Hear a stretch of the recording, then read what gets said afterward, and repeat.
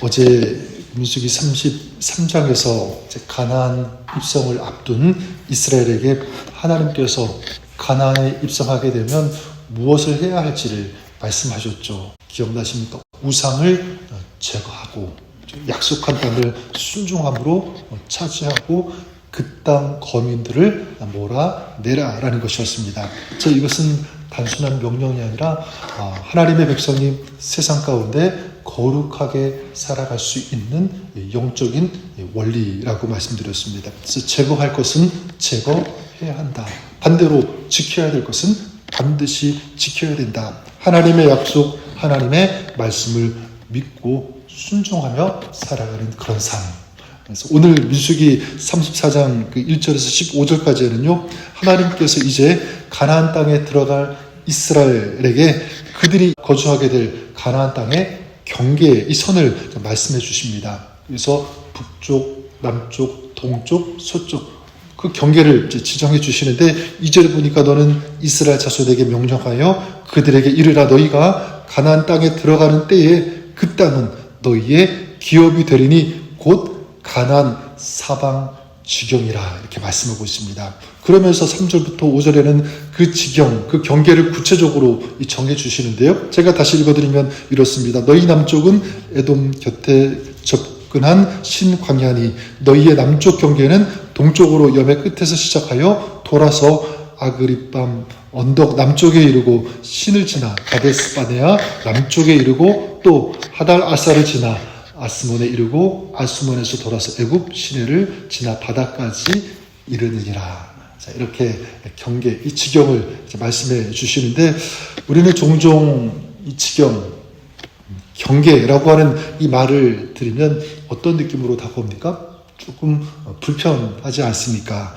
경계라는 말, 이 자유를 제한한다. 그런 의미가 있기 때문에 그래요. 내가 하고 싶은 것 있는데 못한다라는 이런 부정적인 이미지가 있습니다. 하지만 성경은 우리에게 가르칩니다. 하나님께서 경계를 정해 주신 것은 아무렇게나 아무 데서나 살지 말고 하나님께서 정해 주신 그 바운더리, 그 경계 안에서 살아가야 된다라고 하는 그런 뜻이죠. 만약 여러분 이 이스라엘 생각해 보십시오. 이스라엘이 하나님께서 이 지경을, 이 경계를 정해 주시지 않았다면, 이 경계가 아마 애매했다면 어떻게 되었을까?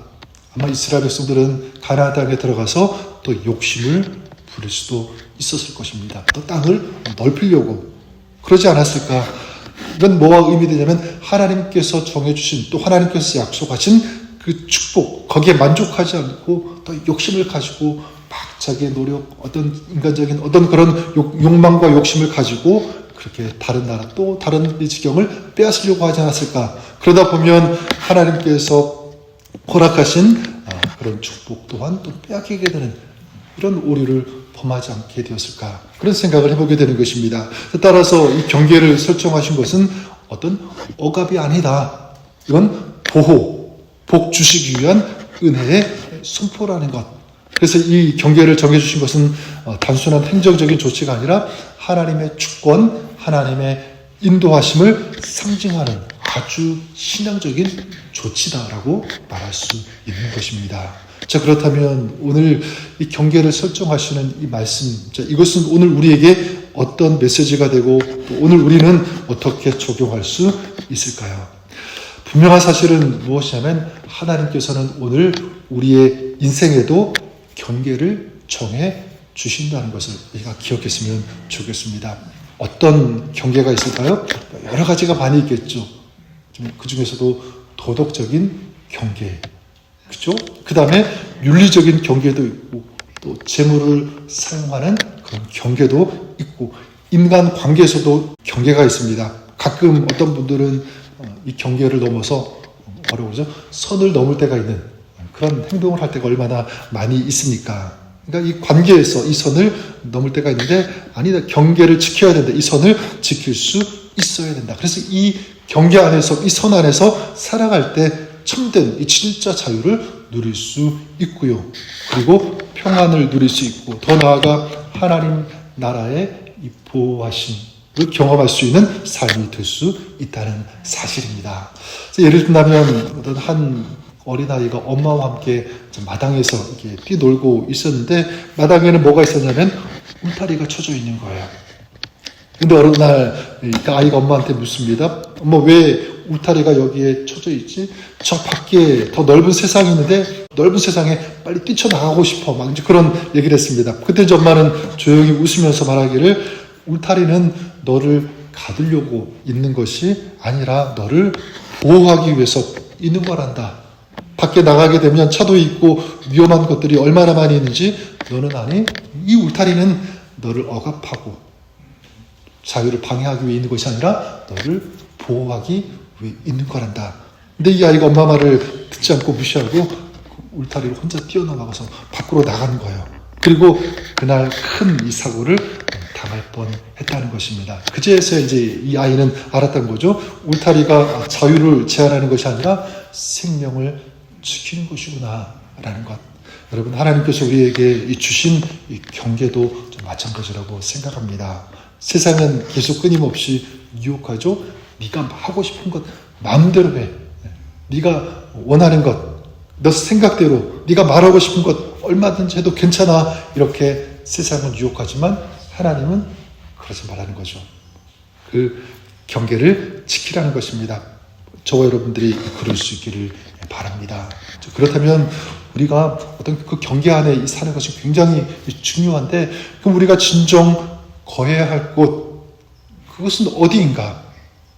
저는 바로 예수 그리스도 주님 안이라고 믿습니다. 주님 안에 거해야 된다. 그래서 요한복음 15장 4절에 예수님께서 말씀하지 않았습니까? 내 안에 거하라 나도 너희 안에 거하리라. 단호하게 말씀하세요. 내 안에 이 경계죠. 주님 안에서 주님 안에 거하라고 하는 이 말씀. 그래서 내 안에 거하라 나도 너희 안에 거하리라. 나를 떠나서는 너희가 아무것도 할 수 없느니라. 오늘 주님께서 우리에게 원하시는 것 어떤 삶입니까? 주님 안에 거하는 삶인 줄 믿습니다. 주님 안에 거하는 삶. 그렇다면 어떻게 하는 것이 주님 안에 거하는 삶이 될 수 있을까? 여러 가지로 설명할 수 있겠지만 한 가지 얘기하면 주님과 친밀한 것, 주님과 동행하는 것, 이것이 주님 안에서 살아가는 삶의 모습인 줄 믿습니다. 이걸 더 구체적으로 네 가지만 설명드리면 이걸 이렇게 말씀드릴 수 있을 것 같아요. 왜냐하면 하나님의 말씀을 가까이 하는 것이다. 주님 안에 거하는 삶의 가장 큰 특징이죠. 결국 주님과 동행한다는 것은 무엇입니까?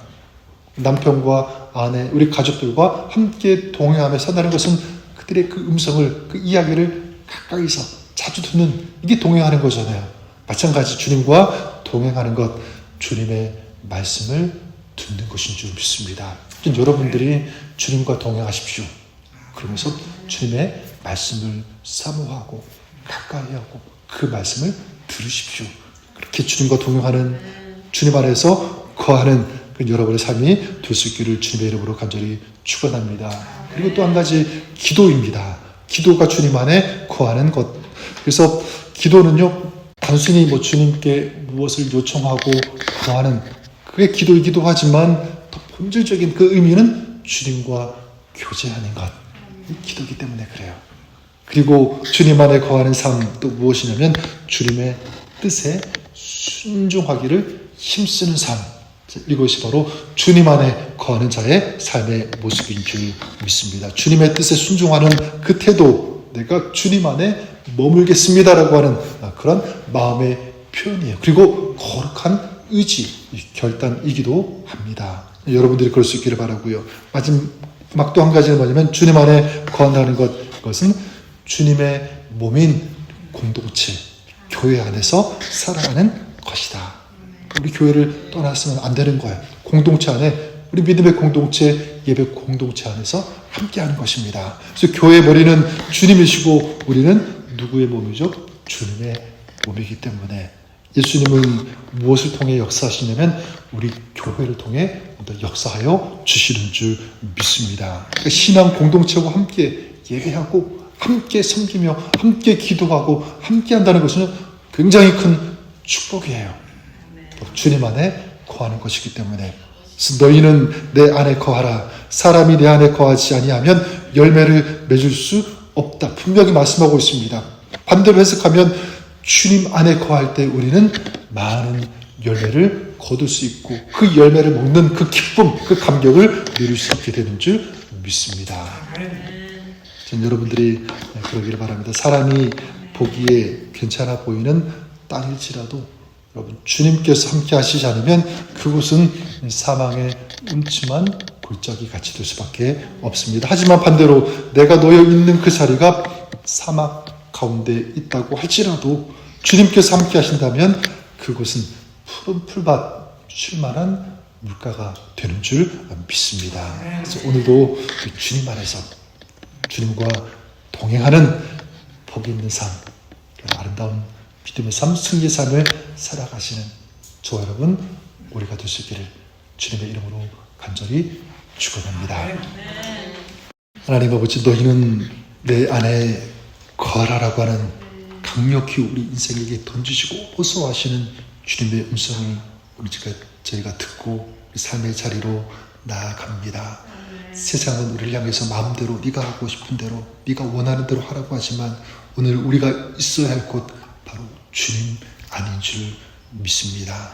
또 주님과 교제하며 주님과 동행하는 아름다운 삶, 믿음의 삶 살아가는 저희들 되게 하여 주시옵소서. 이런 동행하심의 축복과 은혜가 넘치는 저희들 될 수 있도록 하늘의 은혜와 은총 부어주시고 채워주옵소서. 믿음으로 드리는 우리 기도 주님께서 들으시고 응답하시고 역사하여 주옵소서. 예수님의 이름으로 기도드립니다. 아멘.